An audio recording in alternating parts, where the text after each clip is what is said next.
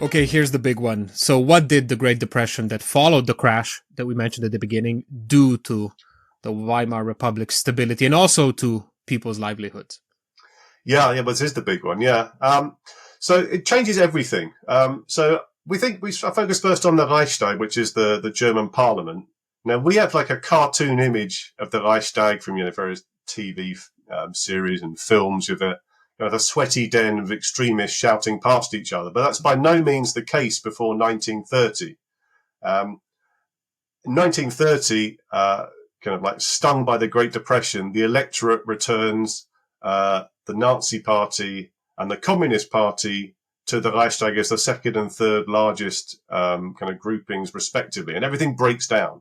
So before 1930, all kinds of legislation is passed with pretty large, healthy majorities, including this Unemployment Assistance Act I just mentioned, but also kind of like quite controversial laws around kind of like morality, gender, sexuality. And the Reichstag even comes quite close to repealing the law against male homosexuality in 1929, which would have been, very kind of like pioneering step in international context.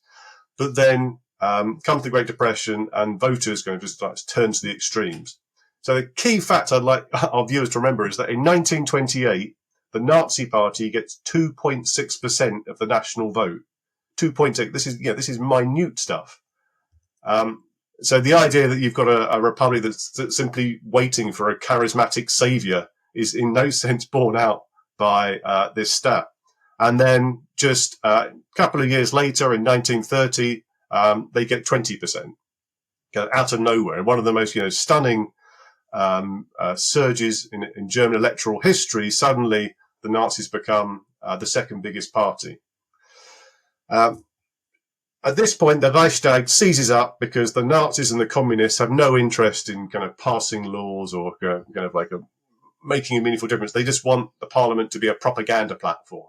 And this is the point at which politics moves from the parliament, where it's been kind of all the way through to 1930, onto the streets with paramilitary violence, and also to the sort of the circle of people around the elderly Paul von Hindenburg, who is a president. And he's equipped with emergency powers that if the Reichstag breaks down, Hindenburg decides what happens. And now the Reichstag's broken down, and this kind of is very much kind of like what happens. But at that point, he's what, like 155 years old? Yeah, he's certainly, he must be 83 or something by then. So, okay. Older than Joe Biden, towards the end of his presidency. And a lot, I think in many ways, a lot deal less there than Biden was. Hindenburg is a guy who fought in the Franco-Prussian War, like in 1870. So, what he's got to offer a modern, sophisticated, liberal democracy, kind of like is unclear at the time and has been ever since. Now, in terms of people's lives, the Great Depression, curiously, initially, it's not a major change. So the Wall Street crash in 1929 is terrible for German bankers. But it doesn't make a huge difference to the lives of most kind of Germans. And in fact, there's some Schadenfreude. So there's a very large kind of like German community, German-American community in the US. And quite a lot of German families are quite entertained by the sight of these kind of loudly prosperous German-Americans being cut down to size. And they see it in some ways as a rebuke for the Versailles Treaty. But from this point onwards, once the loans from Wall Street, they're not cancelled, they're just not renewed, which means that companies can't invest, they start to lay people off, and then this turns into really quite a desperate spiral in Germany. So Germany's kind of like, outside the US, the most impacted by the Depression, so its GDP falls by 42%. I just have a bit of comparison for, our British listeners, is that in Britain, GDP falls by 16%. But the Great Depression has a huge footprint, even today, in kind of like in British political culture. George Orwell, for example, makes his name kind of like, writing about the miseries. In Germany, it's almost 3 times worse. And it really does kind of impact kind of every kind of aspect of life. So nearly 6 million Germans are recorded as being unemployed in 1932. But if we compare how many were employed, compared to how many then are employed later, it's probably around 9.5 million Germans are unemployed, and it's huge in some sectors. And the population is what? Around 60 million? About kind of 60 odd million. So it's it's a really very large number. And shipbuilding, kind of like 2/3 of kind of people are unemployed, because Germany is traditionally an export economy. So once exports kind of like dry up, and there's a unhelpful and very topical set of tariffs that are introduced, kind of like by the US, any kind of worker that's involved in an export industry, is going to be kind of waiting outside a locked factory gate, to get kind of any hope of work. The Weimar welfare system cannot cope. So this unemployment law was kind of designed for maybe a maximum of 800,000 people. When you've got 9.5 million people, there's nothing there. So people are dependent really on charity, begging, foraging. It's a real kind of it really shows kind of just how quickly an apparently modern, sophisticated welfare economy can can crack down. So 500,000 people are homeless. There's stories of children in kind of school playgrounds playing signing on games, where they pretend to go to the unemployment office to get unemployment support.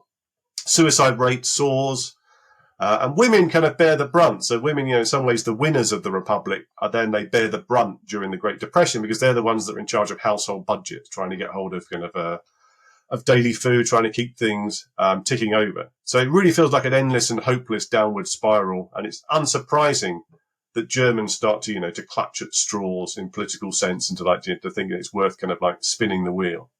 And this way, the Nazi vote, as I say, nothing in 1928, less than 3%, 20% by 1930, once the depression starts to kick in, and just goes upwards all the way until late 1932. The Nazi vote in local elections, national elections, just tracks the kind of unemployment, tracks the decline of the economy.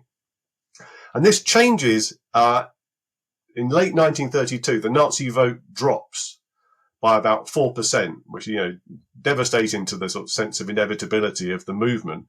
But this is because the economy is improving a bit, and so it starts to go down. And then there's a direct correlation with absolutely.